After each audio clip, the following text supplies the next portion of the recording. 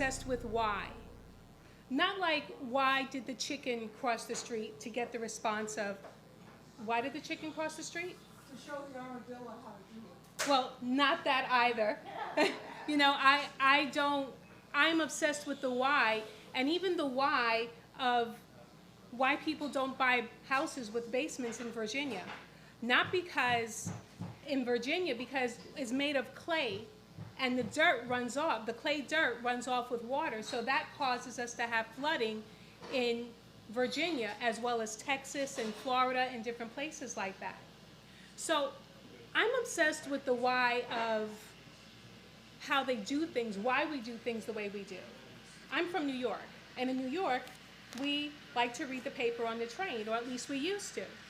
So in New York, when you read the paper on the train, you're supposed to take it, you fold it in half, just like this, because all of the lines are lined up in such a way so that you can fold it and read it this way. But me, because I didn't know the true why at the time, I decided I wanted to read the paper like this. So here I am, I'm on the train, and I'm reading the paper just like this. And of course, I don't even take it and fold it or anything, and as I get to the bottom of the page, and I'm moving up, you know, like when you have something touching a part of your body, and that part of your body, when it moves, you have this cool sensation there. So as I get to the bottom of the page, I'm looking down, and the inside of my thigh is another hand. Well, both of my hands are holding the newspaper. And not only was this another hand, but this hand was a completely different color. So as I look down, and I see this hand start to guide away from my inner thigh, and I look to my right, and I see this man. And the shock and horror on his face, And I look at him, and I said, did you just have your hand on my thigh? And he looked at me, and he pulled back. And I said, get up and go sit down over there before I bust a cap in you. Now, mind you, I didn't even have a cap to bust. But that didn't matter. So he goes and sits across the way. Well, fine. He gets off the train, no needless to say, on the very next stop. A few months later, rush hour now, and I see the same man. And I feel like I missed my opportunity to say something to him across the way. So I made my public service announcement. And I said, across the other side to the cart, I said, that's the man who touched my leg, ladies and gentlemen. Watch him. He darted off into the next cart and got off at the very next stop. So I say that all to say that why is so important, because when you can appreciate the why, you can be able to understand the execution of it. So just so you know, folding of the paper so you can read it in a certain way made perfect sense. And it's the why of being able to be mindful of everyone else's space, but also to be aware of your own. Ladies and gentlemen, my name is Denise. This is DP Story Slam. If this is your first time here, welcome to the family. And if you're returning, welcome home. This is your stage, your platform to share whatever is on your mind. There is no theme, it's whatever you like to talk about. There are 3 rules. There's no profanity or vulgarity. The story must be true, and it must be yours. You have 5 to 7 minutes to share. And we've gone through a lot of trouble to make sure that you don't walk this way in front of the cameras. So we ask that you please don't, and take the extremely long way all the way around to come up here on stage. And with that, I'd like to welcome the very first person to the stage, and people have strategically avoided signing into the first few spots. So I'm going to ask, who is the first person? I love it. Yay, ladies and gentlemen, please come up here and join us on the stage. First of all, this is my first time here, but not my first time to tell a story. being a teacher, I've told lots and lots and lots of stories.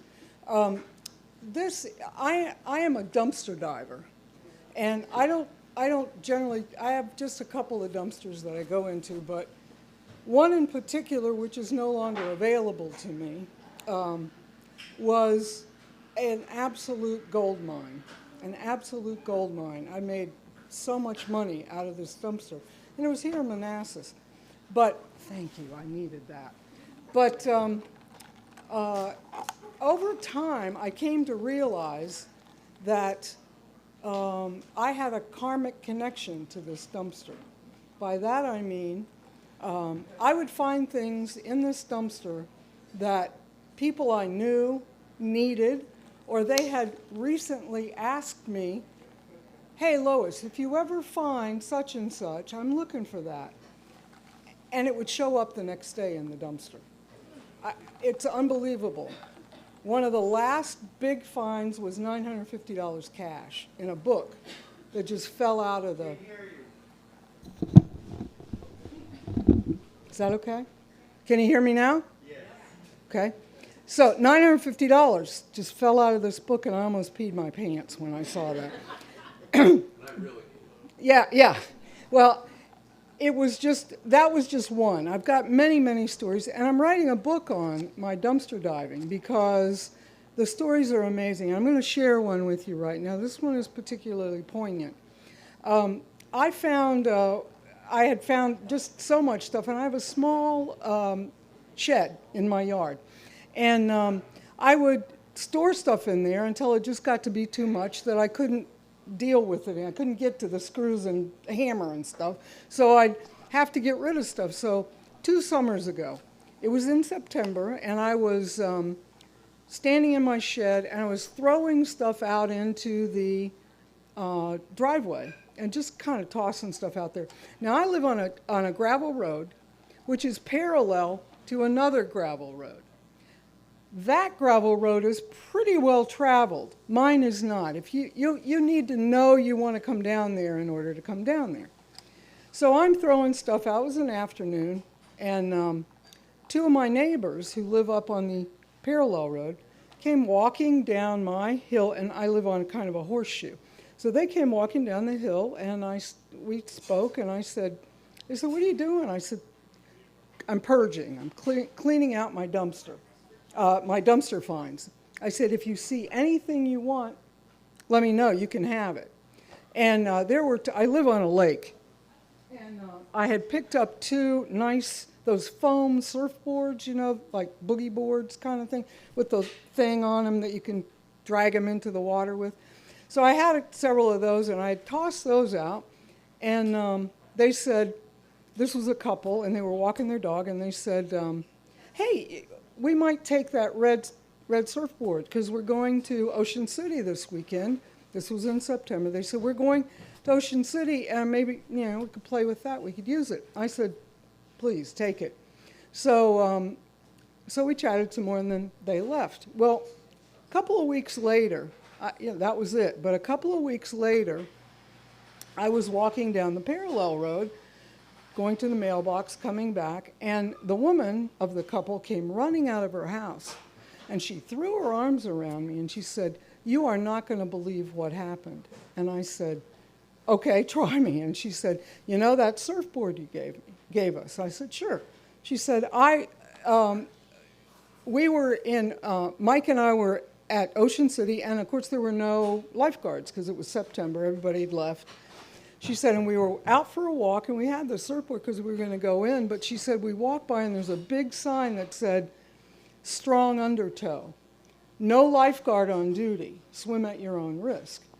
And she said, so we looked at each other and said, we're not going to do that, obviously. And they were kind of talking, and she said, I looked up, and beyond the breakers, there was a woman struggling and going down. She was drowning. And she said, I saw her, and I grabbed the surfboard, and I threw it in the water, and I paddled as hard as I could, and got out and brought her back in. I saved her life. And she said, the thing was that the following day, a kid from this area actually drowned in the same exact place. So my whole thing was, because I'm a dumpster diver, because I had taken that, I mean, what are the chances? I had taken that surfboard out. They happened to walk down my street, and they happened to take it with them, and a person's life was saved because of it. I just think that if that doesn't say the world is all connected, I don't know what does. Thank you. So part of the reason why I started this is because when I talk to people, I realize I don't like the conversation to really end. So I just have a couple of questions. Okay. So I wanted to know, when did you start dumpster diving? Because to me, it's totally normal. I'm from New York, and Yeah. if it's on the curb, it means, hey. I have found great stuff in New York, yes. too. Oh, yeah. Like, we wait for trash day. Yeah. No, this is my fan club here. And I couldn't they tell. they will all attest to the fact that almost all of them have received amazing things from my dumpster. But I grew up in West Virginia. My mother was an opportunist in terms of if people her saying was, you know, people throw away better than I ever had up here. and it's the truth. She would go out on garbage day and collect. So I learned it from her. And I started it, and then they'll tell you this, it has become my therapy. Oh, wow. Oh, when my parents died, I had a horrible, horrible family situation. And I was kind of thrown out at my sisters disowned me. I left there, went to the dumpster. It was at night. I went to the dumpster. I'm bawling my eyes out, pulling all this stuff in. Went over to, and they were all gathered. I went over and told them this story. I was crying. And one of my friends said, Lois, it's a good thing you have that for therapy. And it's so true. It is so true. It makes me feel good all the time because I can share this stuff with people. So one last question. What has been your favorite find? God, what do you think? What?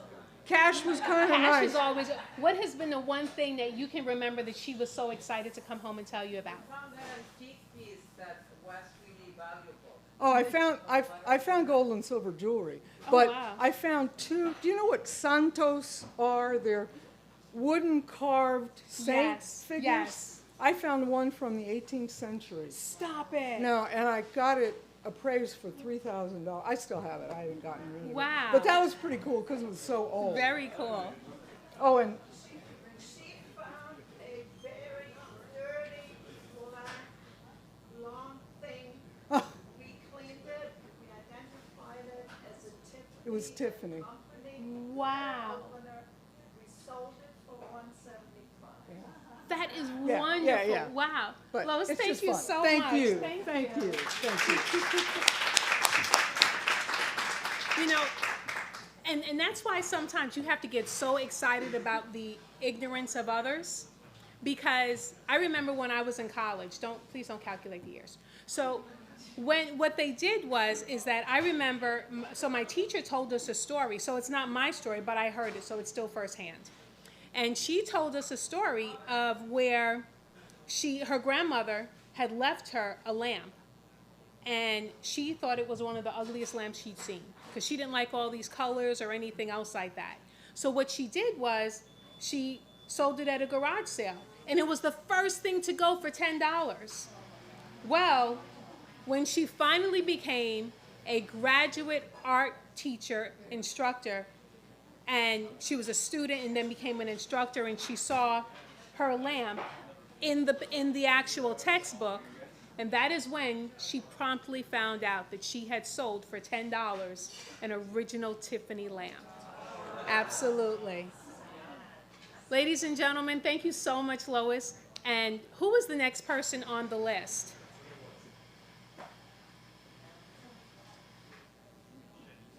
Oh, ShaNita.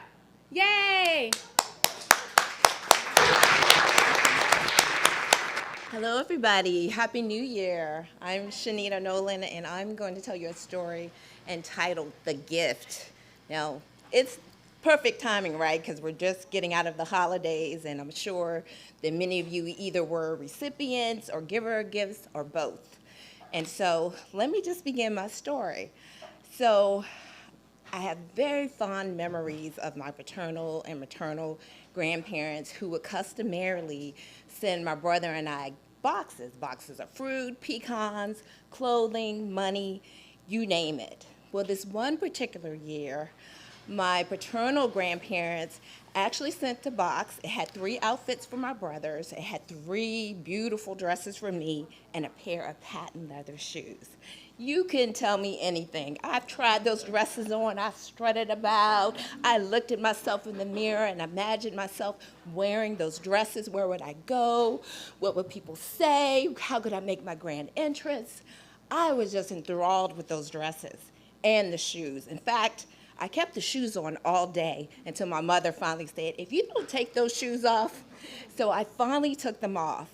And so the next day at school, I was returning from the nurse's office and I heard this loud commotion. And as I walked closer to where the noise was coming from, I saw and recognized the face of a new student, and our eyes connected, and she was crying. The children were taunting her because of her clothing. She had on a dress that was way too large. It was tattered and worn. Her shoes that were once white were no longer white. And as I walked by, I was going to get an adult, but I went to the bathroom first, and I came back to give her some tissue because she was crying inconsolably. As I came around the corner, the crowd began to disperse because an adult had come, and she was standing there. And I walked up to her, and I dried her eyes, and she looked at me, just stunned. I told her everything's going to be okay. And all throughout that day, I thought about her. My heart broke for her. I knew what it felt like to be bullied. I knew what it felt like to be taunted and picked on. And my heart broke for her. And I thought all day, what can I do? What can I do to bring a smile to her face? What can I do to let her know that she matters, that she's important? And I thought about my dresses. And I had this grand idea that I was going to give her one of those dresses and even the shoes. I knew that I would be in big, big trouble if my mother found out, but to me, it was worth it.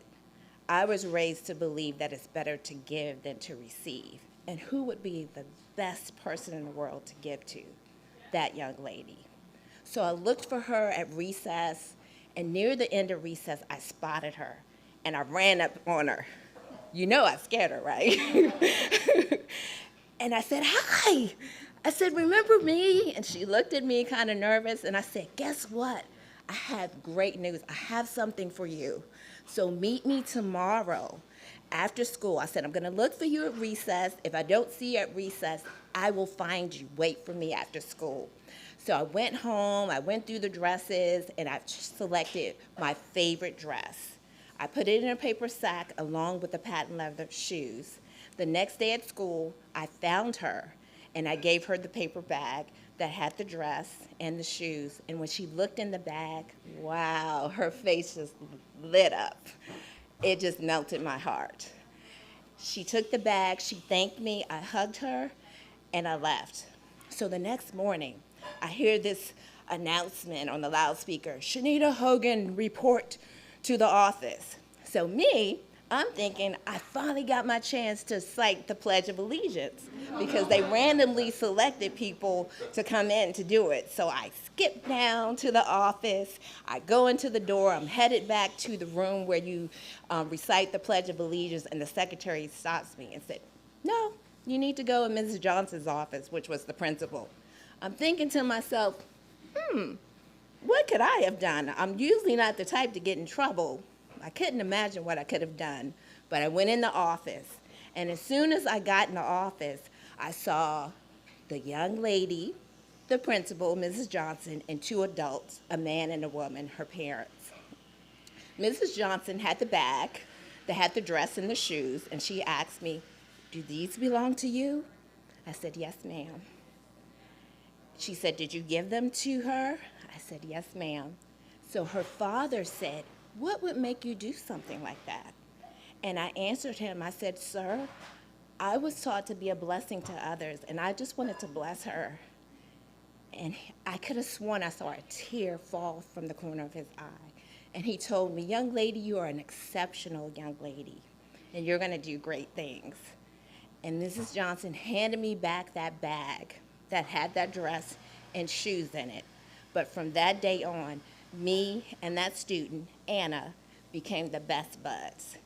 And beginning before I met her and after, I continued to treat people with compassion, to inspire and encourage them, and to be a very generous person. And I encourage you all to do the same. Because remember, it's better to give than to receive. And that is my story. Thank you.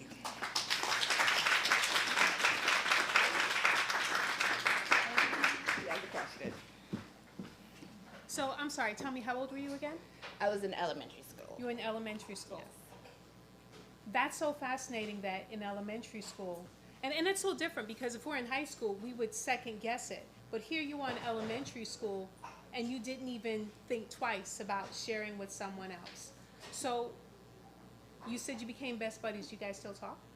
No, not long after that school year, she left schools.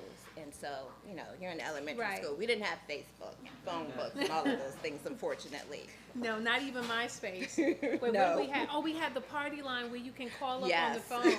Yeah, that we had. Thank you so much for sharing. You're very welcome. Thank you.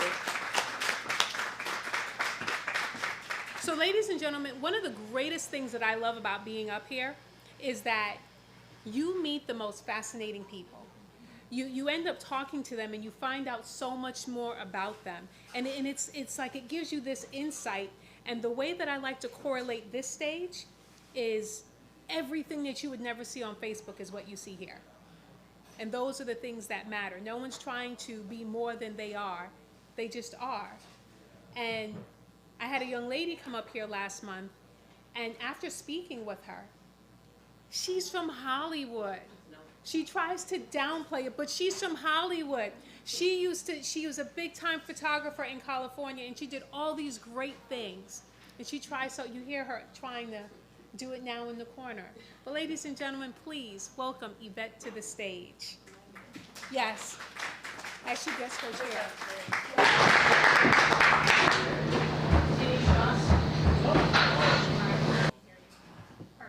Okay.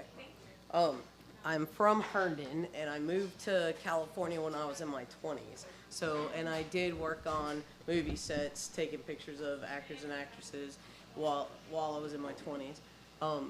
That's not the story I'm telling tonight, though. However, it did originate there. So almost 30 years ago, while I was in California, I took 57 sleeping pills, and ended up in the mental ward for a 72-hour observation.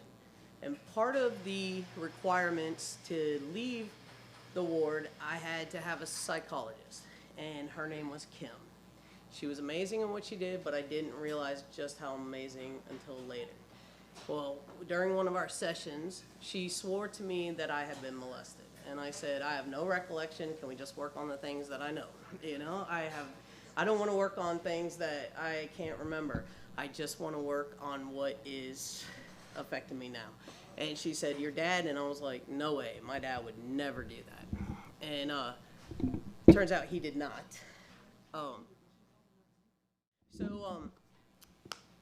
The following year, I went to New Hampshire and saw my dad, and told him what my psychologist said. And I said, I think it was your best friend. He said, well, he just exploded and said blamed it on my mom for leaving me with random men. And I'm like, oh, what? I had no clue. I was like, that's the first I'm hearing of it.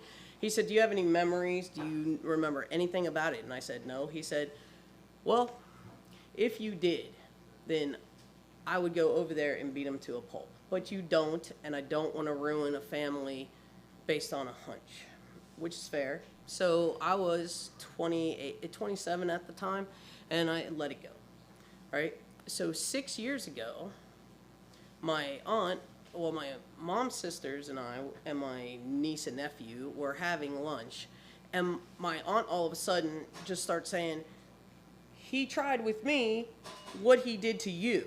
And I'm like, whoa, kids. You know what I'm saying? I don't want to hear this. And I told her, I said, enough. The conversation's inappropriate. Don't want to talk about it.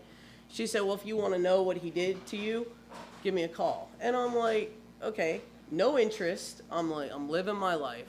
I don't care. I don't want to know. Bygones, bygones. My dad had already passed away, and I'm like, I'm living my life. So 2 weeks before Christmas, this Christmas, she calls me. My aunt calls me. She said, I had a stroke. I'm blind in my right eye, and I need to tell you what he did. And I'm like, no, it's really not necessary. I'm good. But she had been living with this news for 51 years.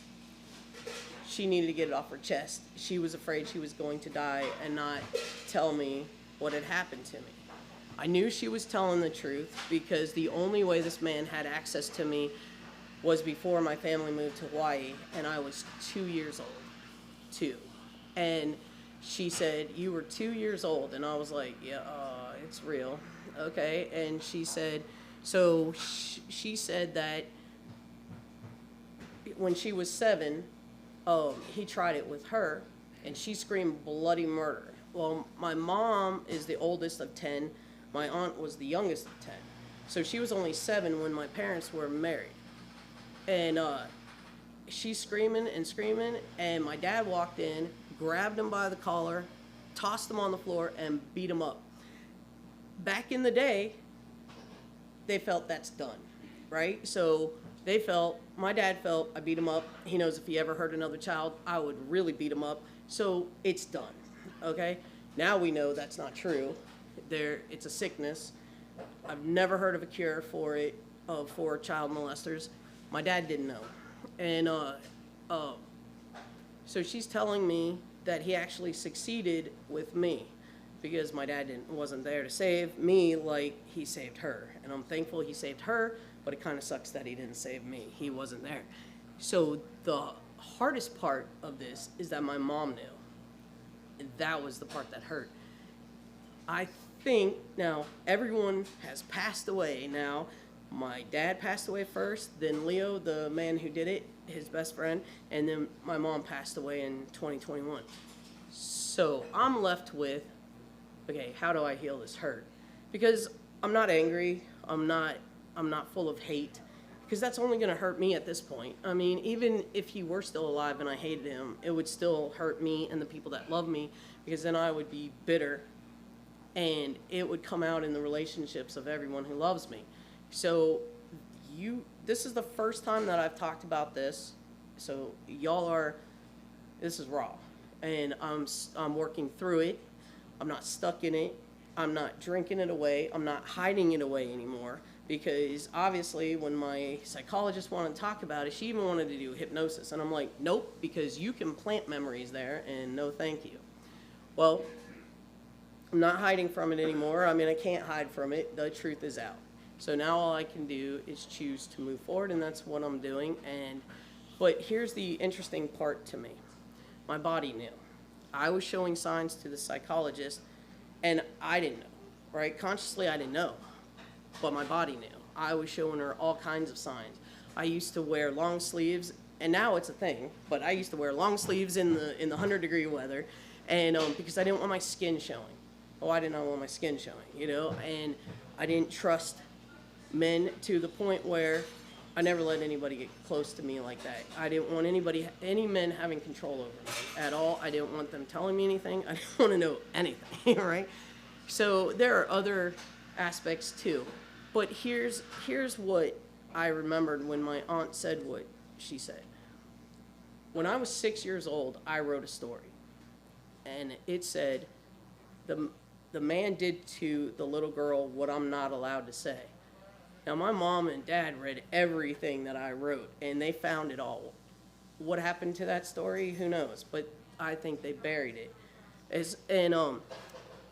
So my best guy friend asked me, does it change how you feel about your mom? And I said, no, I still love her, right? I still love her, and I think she protected me because I was 2.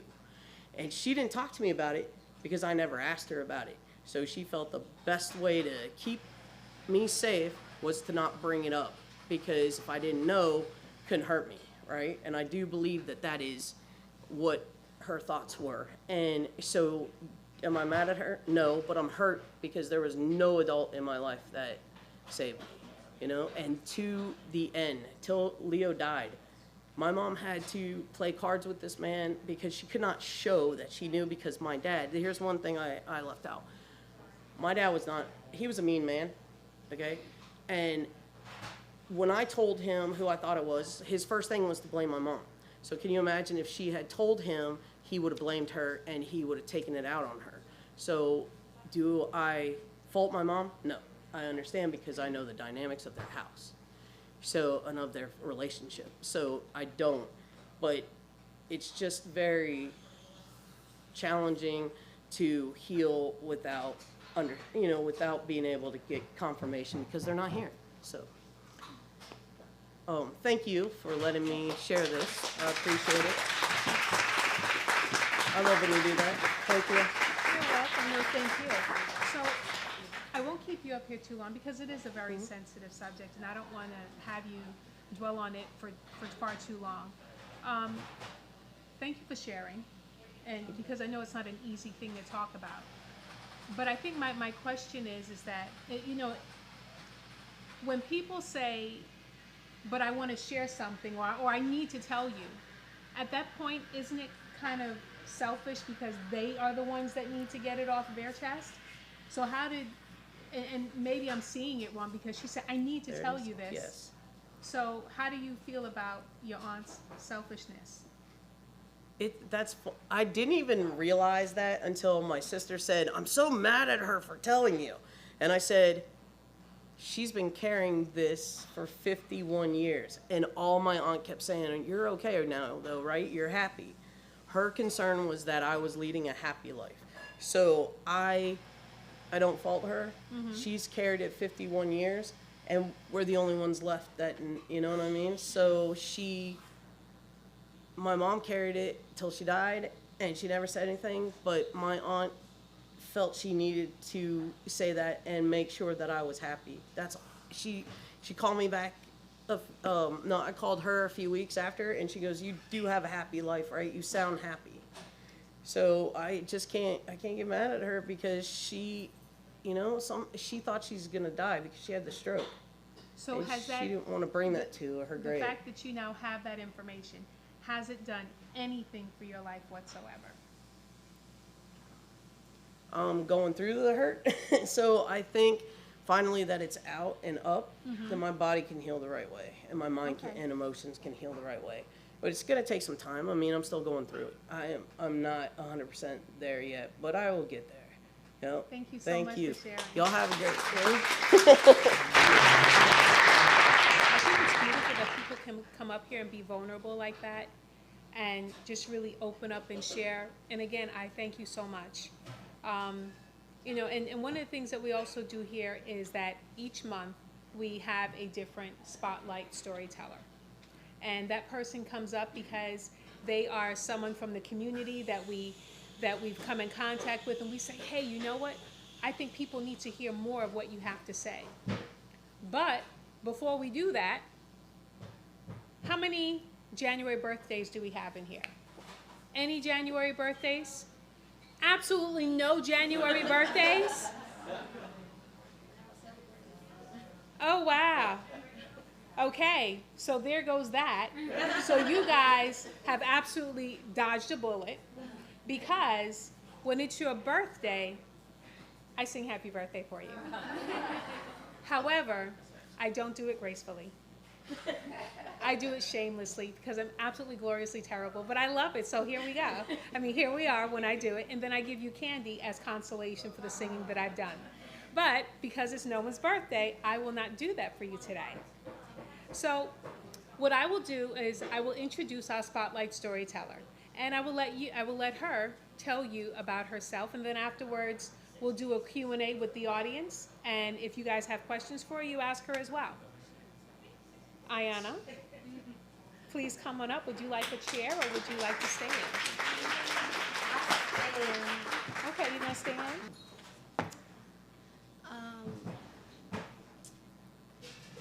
Communication, the power of choice, and a follow-through.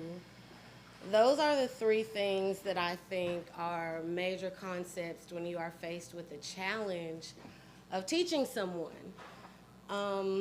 You know where I'm going. So I'm a special education teacher, and I teach elementary school. A few years ago, Virginia shut down a lot of their psychiatric hospitals because of overcrowding. And they opened up a lot of group homes. Okay, so just remember that. I'm gonna circle back there, but just remember that. Also, a few years ago, I moved here from Virginia. I was a bright-eyed, bushy-tailed college graduate. I had a social work degree, and I was about to change the world. I moved here, I looked for jobs, and then I ran into a problem. A lot of their entry-level positions wanted you to have like doctorate degrees and 30 years experience. So I was like, well, where does that leave me? So I did what any new graduate student would do. I got on Indeed. And Indeed brought up a lot. Indeed brought up a lot of good opportunities. So I found one, this behavioral health facility, and I was like, oh my God, that's me. They start at $25 an hour. I'm qualified. Hello, and there's the opportunity to grow. So of course I got the job. And I went to the training, and the training was awesome. I was med certified.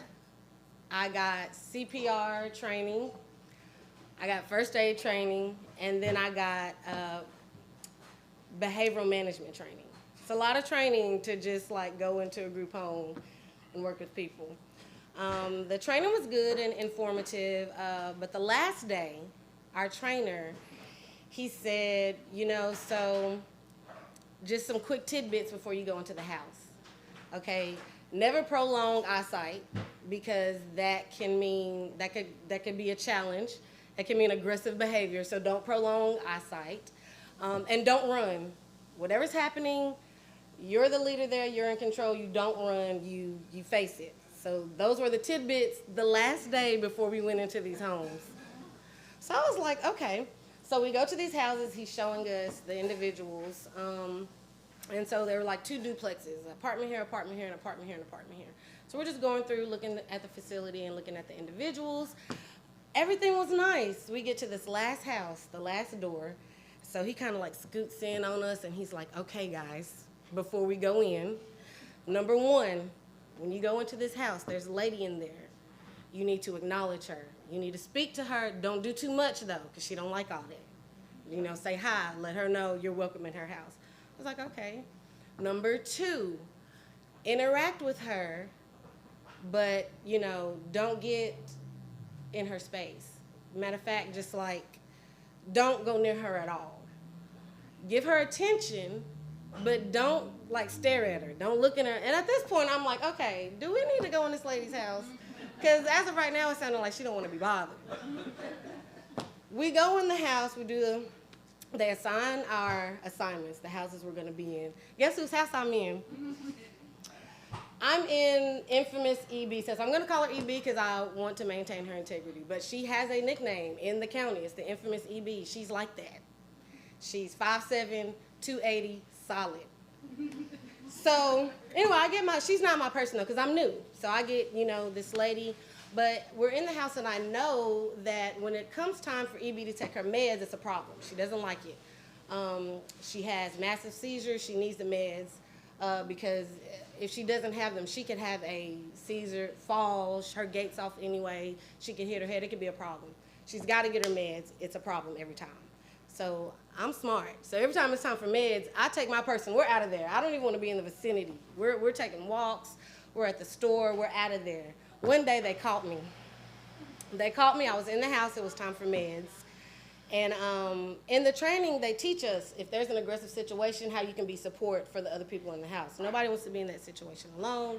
So they teach us how to support them. But mind you, I'm new, so my part in it is, I just kind of stand back and make sure everybody else is safe. Make sure there's nothing in the way in case they have to do an escort, so I'm fine.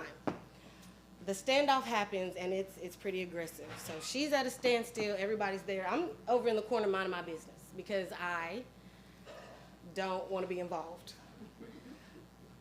I feel something hot on my face. It's like a hole burning into my face. So I peek. She is staring right at me. I'm silently praying. I said, oh, Lord, please, Jesus, listen. I'm just minding my business. I don't want to be involved. She starts walking towards me. I'm panicking. Don't run, don't run, don't run. Boom, I take off running. She's not getting me. And in my head, I'm thinking, you know what, forget it. I don't care if this is my last day, I'll quit. But she is not getting me. She's coming to get me. Boom, she gets me. Bam, right on the back. Boom. It wasn't that bad. When I realized it wasn't that bad, I stopped. I turned. I said, that was it.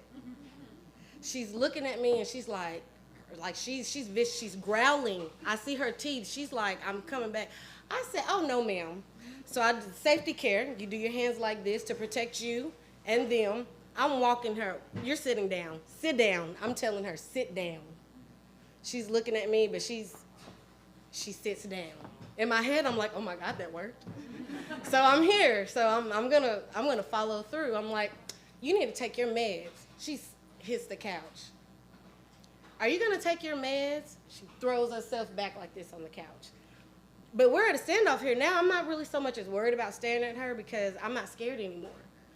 So she's looking at me, I'm looking at her. She's looking at me and I'm looking at her, but I notice her gaze shifts to the table. There's a magazine of wedding gowns and brides. So I'm thinking, okay, so I pick up the magazine. As I'm picking up the magazine, she's following that magazine. So I'm like, EB, do you want this magazine? And she's looking at me, and I'm looking at her. Do you want this magazine? She's looking at me, and I'm looking at her. So I say, you take this medicine, you can have this magazine. And she's looking at me, and I'm looking at her. And eventually, she snatches the medicine out of my hand, and she takes it. And she growls at me. She's like, and I'm like, oh my gosh, thank you so much for being safe. I'm so glad that you took your medicine. You can have this magazine. She snatched that magazine out of my hand so quick. I thought I was gonna get a paper cut. She took the magazine, and I'm thinking it's over, and then she swats at the couch, like, aggressively. But in my head, I'm like, oh my gosh, she's asking me to sit down. I'm scared. But I'm here. I'm here now. I gotta follow through. Listen, I go, I sit down, I'm like, everything is aggressive. She opens the magazine, she slaps the page. I'm like, ooh, that's so pretty. I like this one. And she's like, but she turns the page.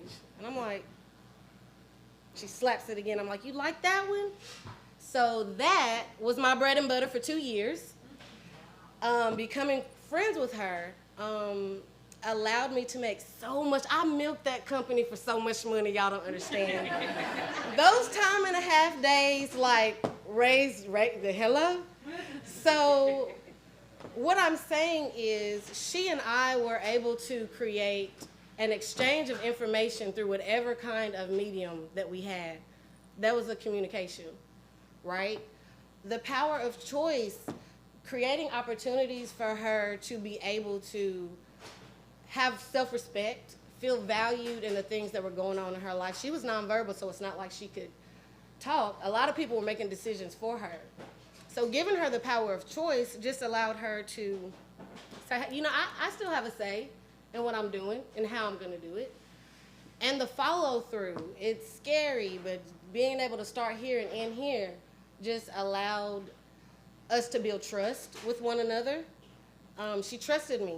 And even when it got hard, and even when she wasn't acting nice, she wasn't being a good girl, I stayed there with her, and we followed through, and so I was able to gain her trust. So when nobody else could get her to do what they needed her to do, they would call me, Ayanna, can you come in? Sure. Y'all doing that time and a half again? No, but we had a relationship. I loved her, I really do.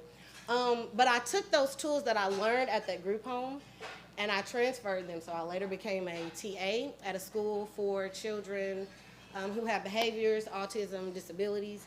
But the main thing was getting their behaviors under control, helping them work in environments and be in environments that was socially acceptable so that they could go out.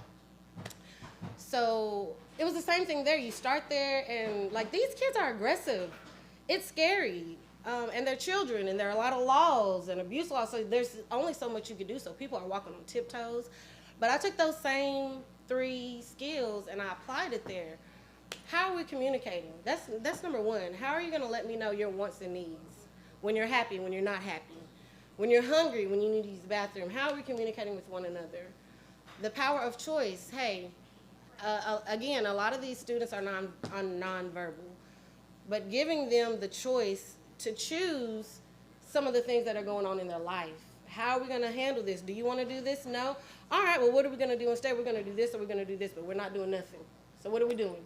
The power of choice and the follow through. When you work in the field that I work in, it's tough, and you have to have the heart. You got to want to be there, and it's a high turnover rate. A lot of people quit. They don't come back. They get angry. They're angry with the kids, and they know that. So they know, like, if I give you this right now, you'll be gone. I'll get those cookies. I'm not doing that. I'm getting those cookies. Not with Ayanna, you're not. Mm-hmm. We're going to work through this. I'm here too. You don't want to do it. I don't want to do it either. You scared? Shoot, I'm scared too. I saw what you did to them people. We're going to work through it. So communication, the power of choice, and follow through. Thank you.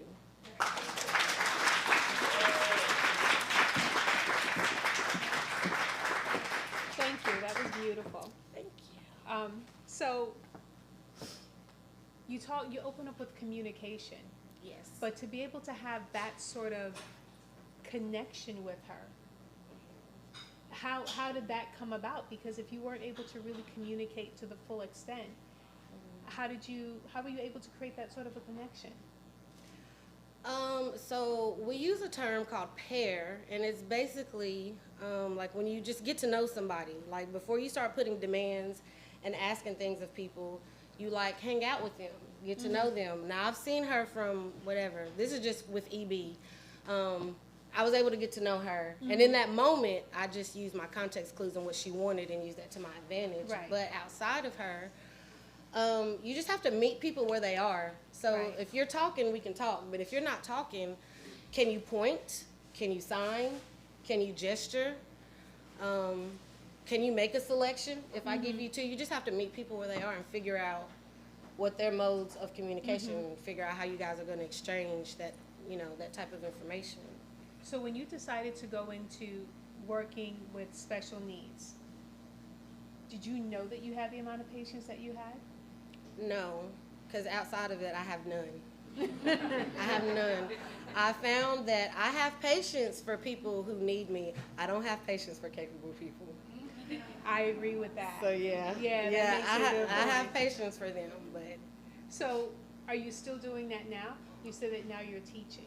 so now that I teach the classroom, a lot of my students are mild. They're not as aggressive, but when it comes to like communicating and being able to make choices, that's still the same. I find that in this field, a lot of the aggressions and behaviors that you see from them is because they're not getting their needs met, because they're Right. not able to communicate what they're really trying to say. And a lot of times people will talk from, you'll see people who'll do that. Do you want to do, oh, you want to do that? Don't speak for, that grinds my gears. Do not speak for them. You don't know. They're not babies. Right. Treat them like people. And that's just what has worked for me. I'm telling you, just treating them like people, talking to them regular, being age appropriate. If you're 10, I'm talking to you like you're 10. Right. So yeah. One of the things that you didn't mention is that you had a podcast. Tell me about that podcast. Tell us about that podcast. I have a podcast called Sweats and Leggings, and it's dealing with communication too, but it's communications between the sexes, between the men and women, how we both say like the same things, but we hear different things, or like you're saying one thing, but I'm hearing something else. You know what I'm talking about. That's so not true. You know what Don't I'm make up talking those about. things. So that is my podcast. But communication is key. At the end of the day, communication, being heard, feeling like you're heard, that's some stuff that if you don't know it, it's hard to teach it, Right. But it's important. Any questions for our guests today, ladies and gentlemen? None? I definitely agree. Okay. Yeah. I worked with these people and they were just blow up. And it was over a simple thing. Mhm. Yes. Mm-hmm.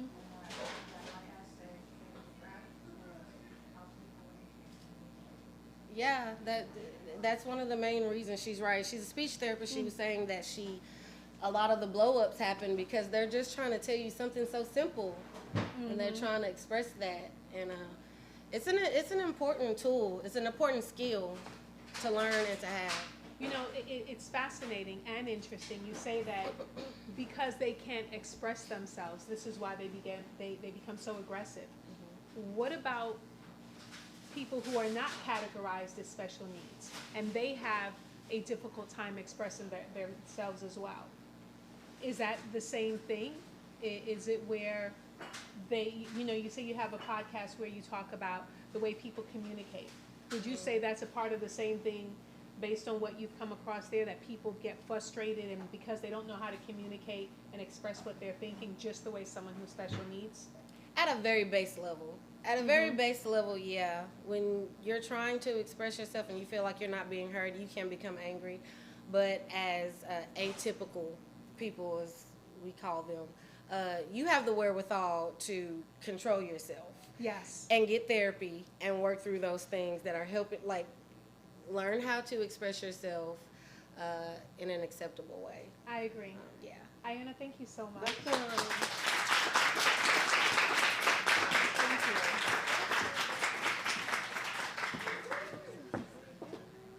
That was great. Like, that gave me a lot of insight into different things, as well as insight as to who she is and what she does more of. Ladies and gentlemen, the next person I'd like to welcome to the stage is no stranger. He's been here before, and we really get some great people that come through our doors. He's an author 3 times, and he's going to come up and share some of his story as to where he is now and how he came about. So I'd like to welcome Nathan to the stage. Nate, where are you?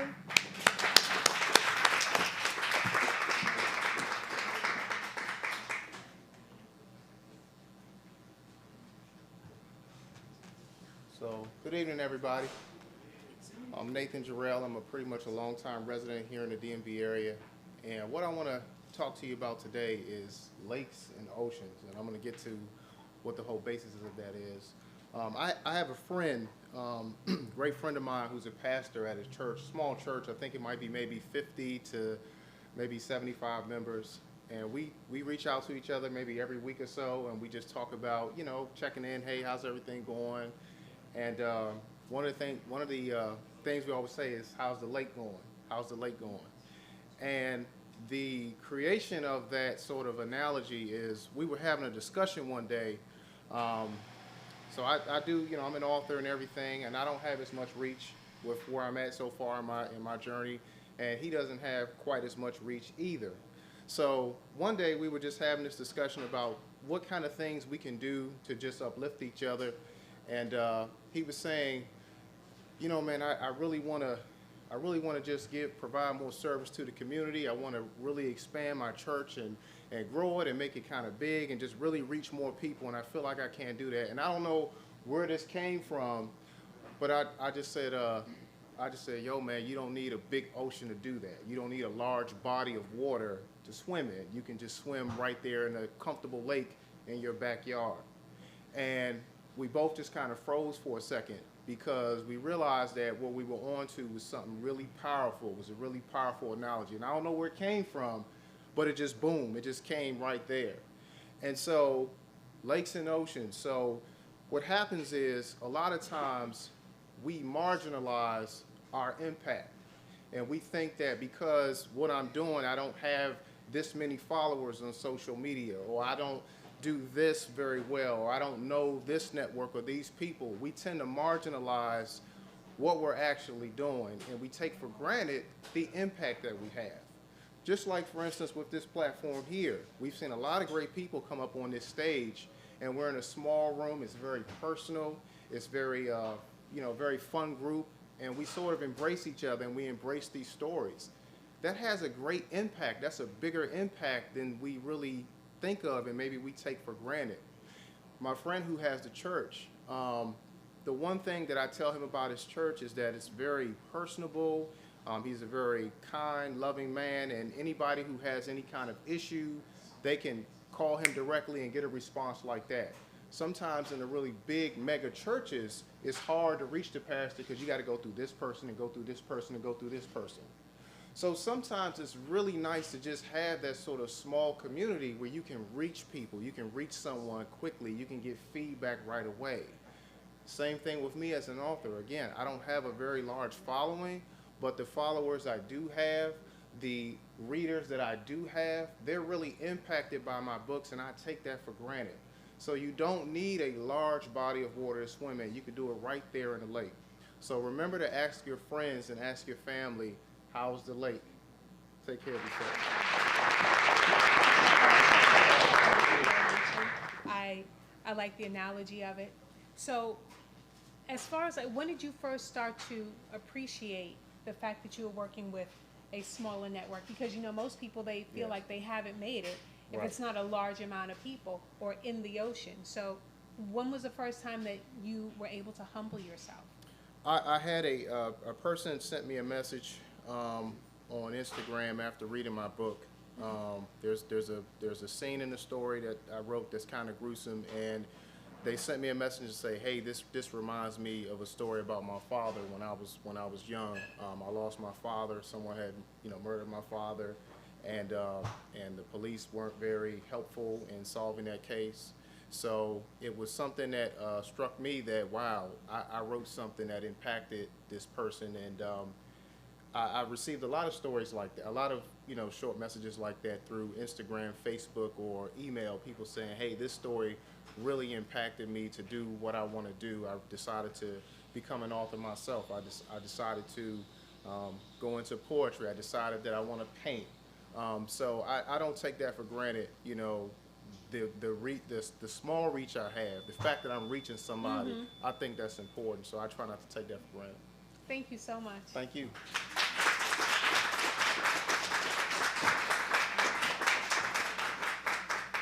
The beauty of speaking to people, because if you'll notice, when you sign in, I ask for your name, your email, and your telephone number. And some people didn't write their phone number because I already have it. But the great thing is that I do this every month, and I'm always trying to figure out, how do I tweak this? How do I make it better? How do I make people be comfortable to come up here and share? And even when I don't feel like doing something that particular day, one of the things that Nate said a few months ago was, you give people 8 hours of your time every day. Give yourself at least 1 hour. So when I don't feel like doing it, I always remember Nate, and I give myself at least that 1 hour every single day to accomplish what I'm looking to do. Thank you so much, Nate. Ladies and gentlemen, please welcome the next person to the stage, Dwayne. So my name is Dwayne. Starbucks, I'm Carlos. But I gotta, so I'm gonna throw it up to you like this. You can hear the fishing story, or you can hear about Ocean City. Who wants to hear about Ocean City? Okay, who wants to hear about the fishing story? All right, we're gonna go with Ocean City. All right. So Ocean City, and it'll come full circle, so hang out with me for a little bit. So I grew up in a place, or survived a place called Baltimore City. And so I was in a program when I graduated junior high school. They had this citywide program, and they said, hey, you're doing really great, and you're gonna go to this high school, and it's Eastern High School. And Eastern High School at the time, it was its second year of being co-ed. And I was like, I'm pretty good at math. That's a pretty good ratio. Me and a lot of them. But Eastern didn't work out. So Eastern didn't work out, and I ended up in my local school. And for years, there was the word get. spray painted near the word high school. So it was Northern Get High School. So when I got to Northern, I had choices. I could either go in the shop, I could go into business, or I can go to college prep. So once again, I did the math. And I said, well, if I go into business, there are 5 boys to every 25 to 30 girls. So that was my pure motivation.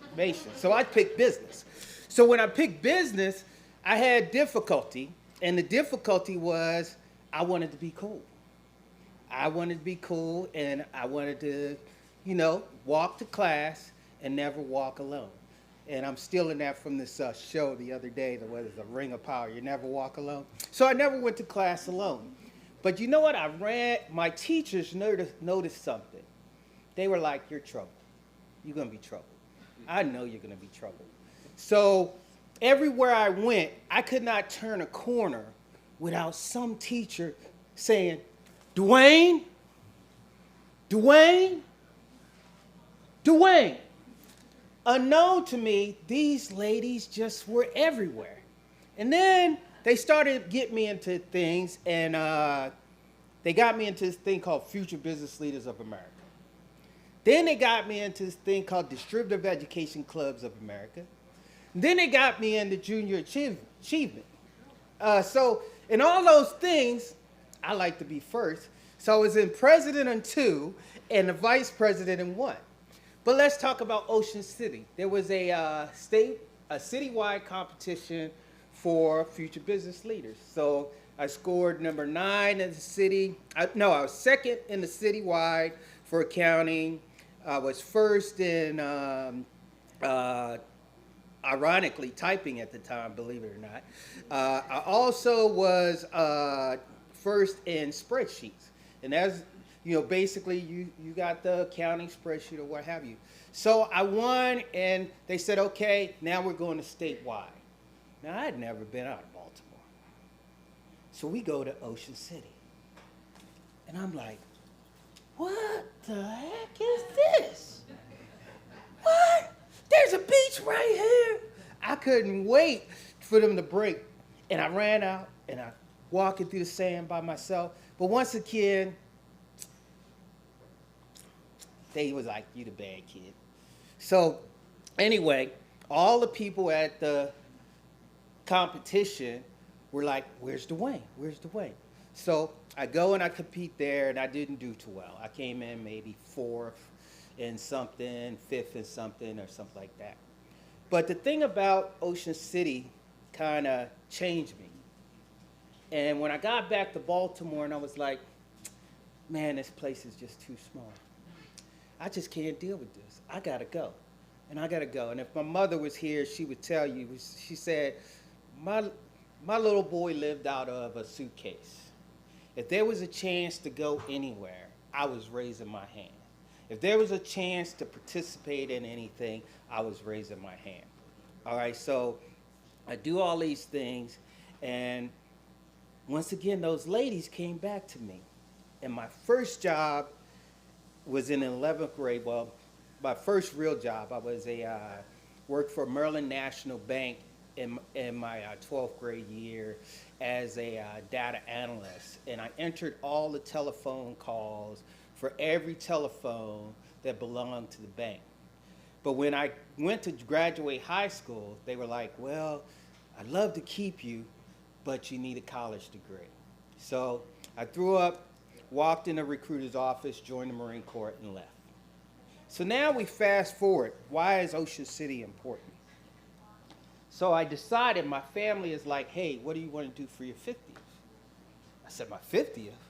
We going to Ocean City.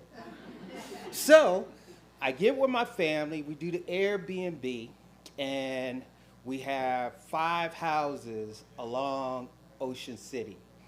And my nieces and my nephews and family from 5 different states. And then friends came and they celebrated my 50th birthday. And I was overwhelmed. But the cutest thing that I heard was one of my nieces was talking to one of my nephews, well, grandnieces, talking to one of my nephews and said, hey, Papa, when are we going to come down to our vacation home? Because she, at 5 or 6 years old, was like, hey, this place we stayed in Ocean City is our vacation home. So now, fast forward, and that was 7 years ago, all my nieces and nephews and family talk about is when's our next trip to Ocean City. Now, I share that story because Ocean City means a lot to me. But the thing that really hit home was the other day. I logged in, and there was this lady. Her name is Eunice Herring. And she was my 10th, 11th, and 12th grade teacher. And she had celebrated her 80th birthday. And as I thought about what I would say, and I would say how important she was by yelling down the hall, her and Mrs. Brandley, Mrs. Welsh, and all those ladies that looked out for me, that trip to Ocean City came full circle in my life and in my family's life. And I pray that my family realizes that Baltimore is just a small place, and we need to get outside of our 3-block radius. We need to get outside our 50-mile radius, because if you all check, I guarantee you, in the last 90 days, and you put a pin on the map, most of you have stayed within that 50-mile radius of where you live. You eat there, you worship there. He's shaking his head, he's a traveler. You eat there, you work there, and you're influenced by that. For me, going outside that space, going to Ocean City has made a difference in my life, and I hope that I'm making that difference in my family's life. And I'll end on this note. My children are encouraged to make a list of all the places that Papa lived. I spent 20 years in the Marine Corps, total moves, I think I'm up to 18.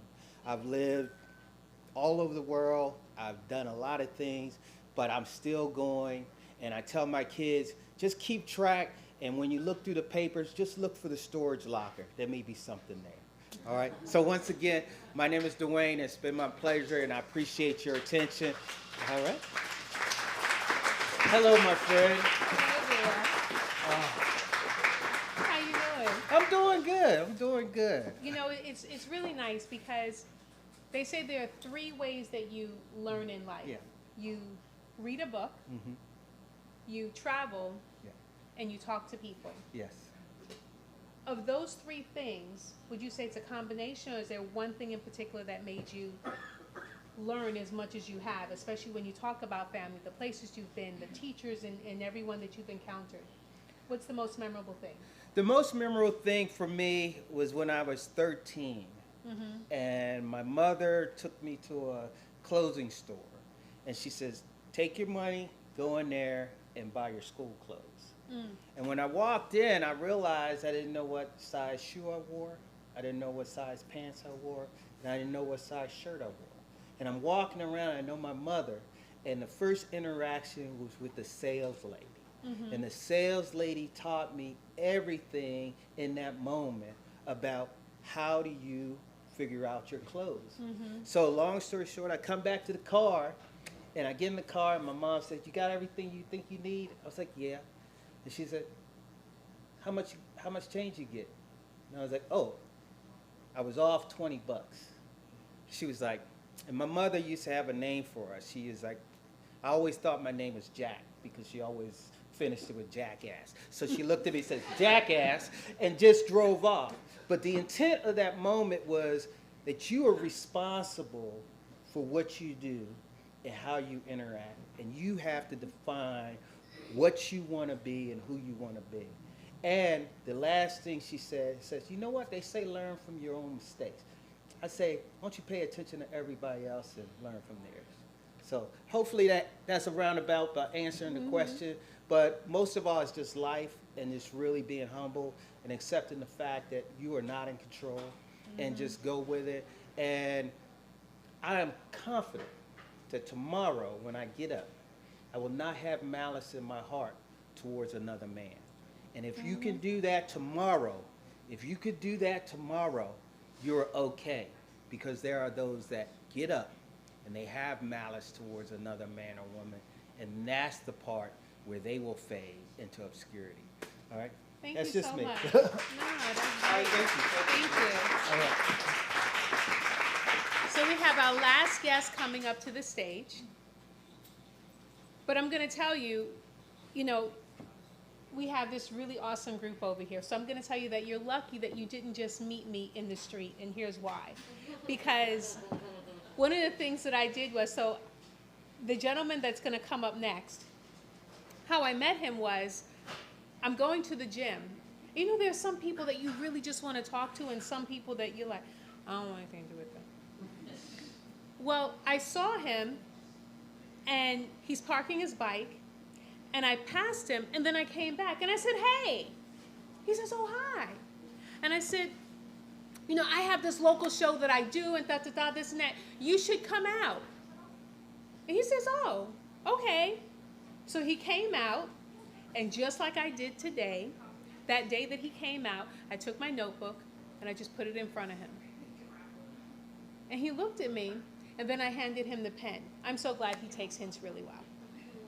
So he put his name on a list that day, and he has his name on the list again today. Hank, please come on up and join us. Welcome, Hank, to the stage, ladies and gentlemen.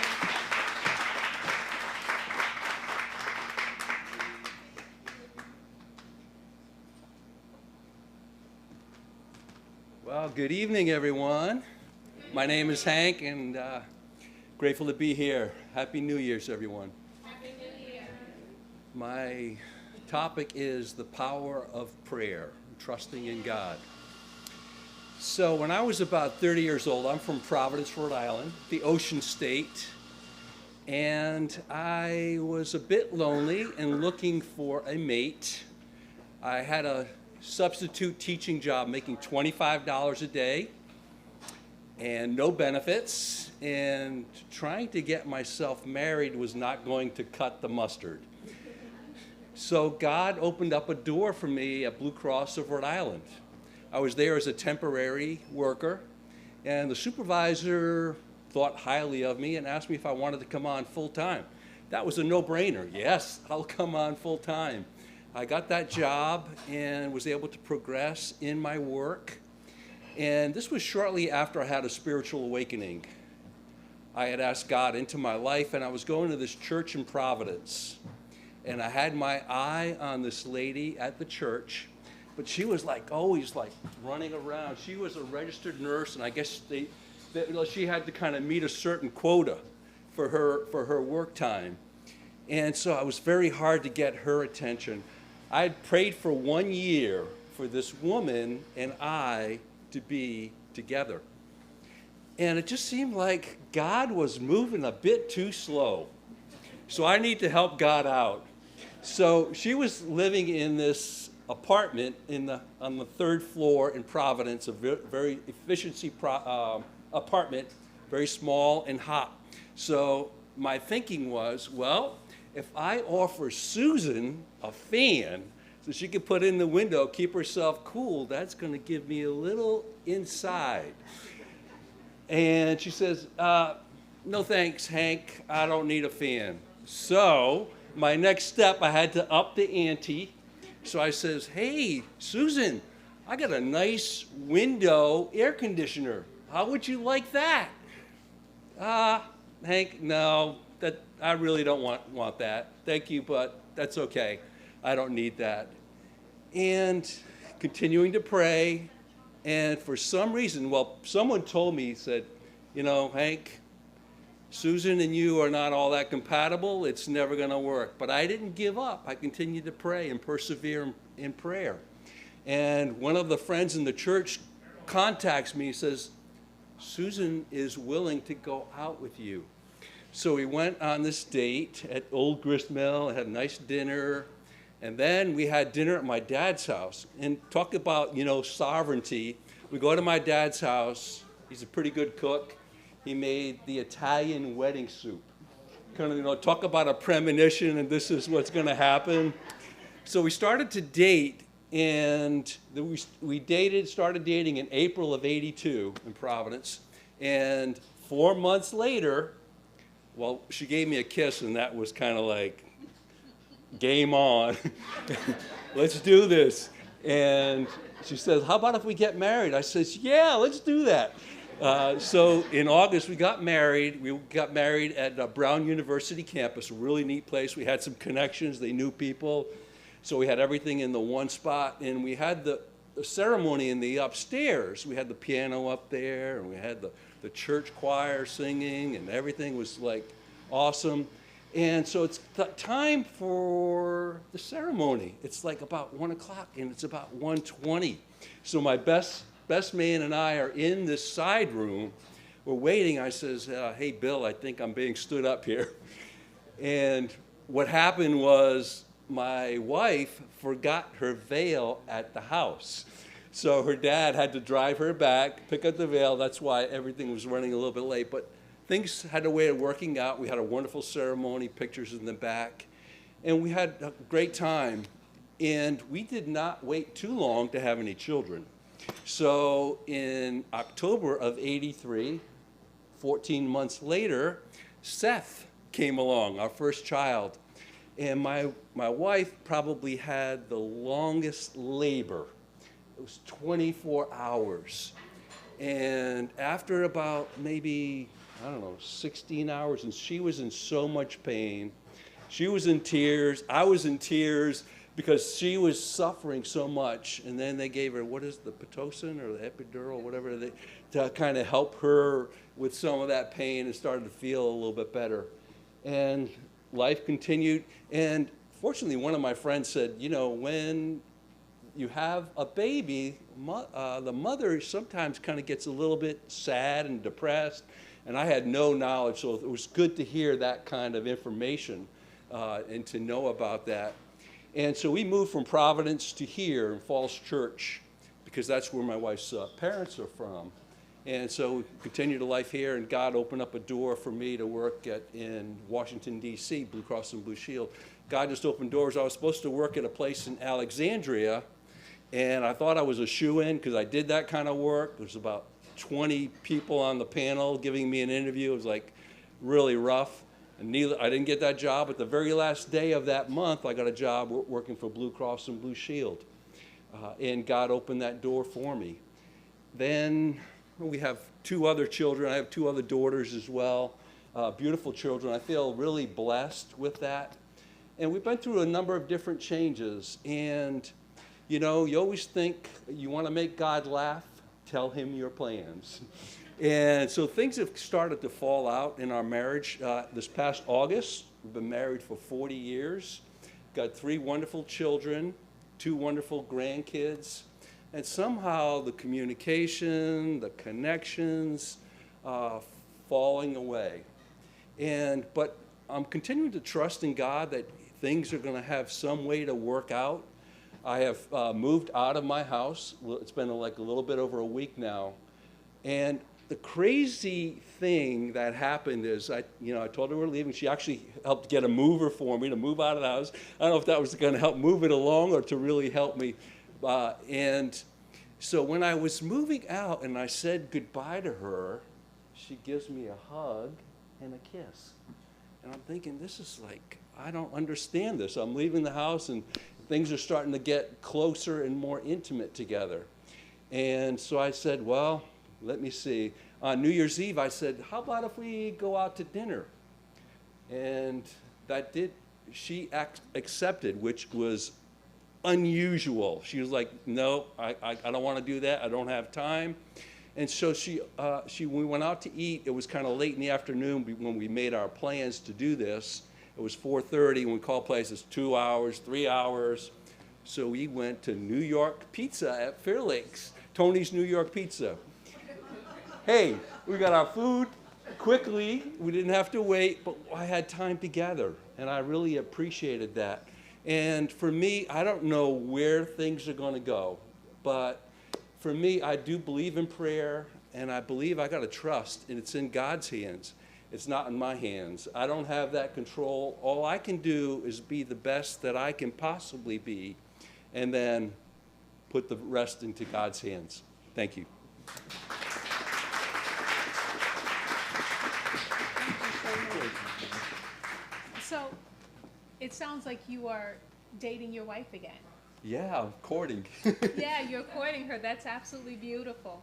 How did it feel moving out and then being alone again? Like having your own space?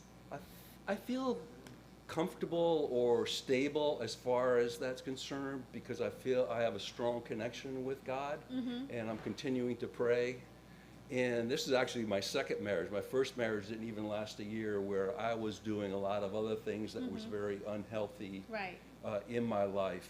But I feel I'm in a much different place, and it's like counterintuitive. I was, moving out, and somehow we're moving closer together. I don't know how that happens, but God does work in mysterious ways, and I'm just going for the ride and putting it in God's hands. That's beautiful. Thank you. Thank you, Denise.